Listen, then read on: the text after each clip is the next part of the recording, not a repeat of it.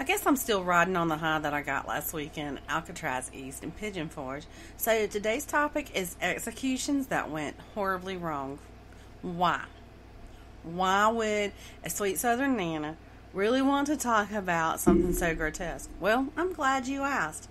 There was a replica of a gas chamber at Alcatraz East, and I thought, well, although it's well deserved, what an awful way to die, because the tiny size alone of that chamber would be enough to kill me, because I'm claustrophobic. They wouldn't even have to turn the gas on. So I started thinking about things that could go wrong with executions. So here we are.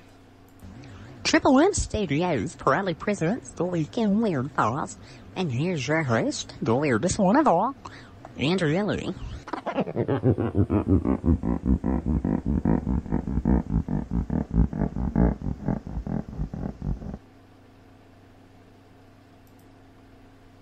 Back in 1541, Margaret Pole, she was the Countess of Salisbury, she was brought to be executed basically for being a traitor.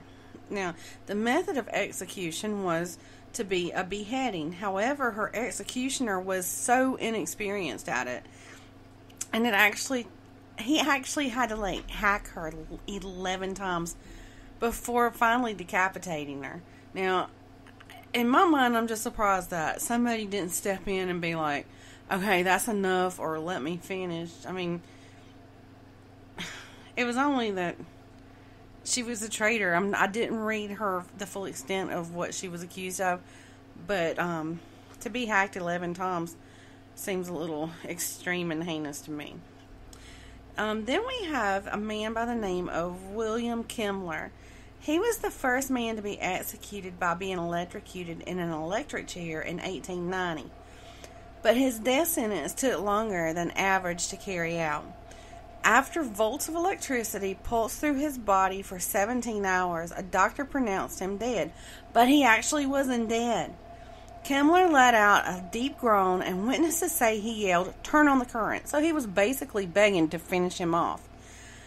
So, like I said, he was begging, for his own death, After 2 minutes of starting the process again, the death chamber started filling up with the odor of burning human flesh, and that made several witnesses physically ill.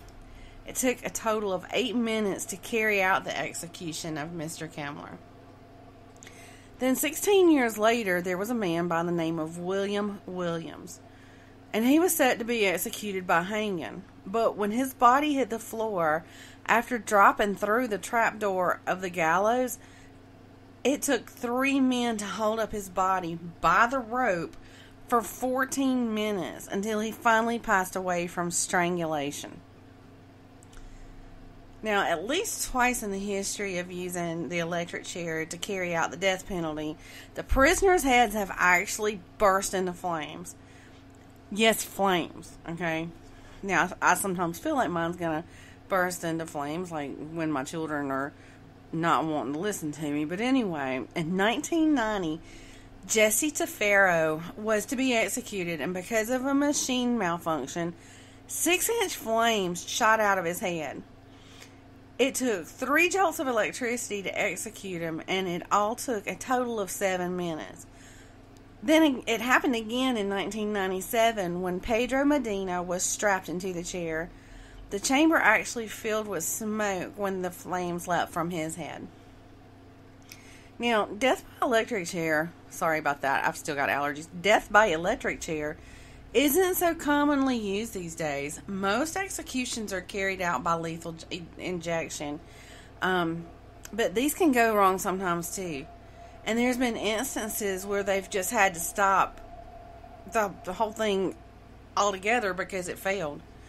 Normally, a lethal injection takes somewhere around 7.5 minutes to carry out. But in 2006, the execution of Joseph Lewis Clark took a total of 90 minutes from beginning to end to carry out. And then later that same year, a guy by the name of Angel Nieves Diaz needed an additional dose of the lethal injection to carry out his execution, and his execution took a total of 34 minutes. Now, at least twice in recent years, the whole execution has been called off because the execution teams were unable to find a suitable vein. So, I got to wondering, I was like, well, if they had to call off the execution, what happened to him? Well, the first guy, his name was Alva Campbell, and I believe this happened in Ohio. He was the first that I found that this happened to.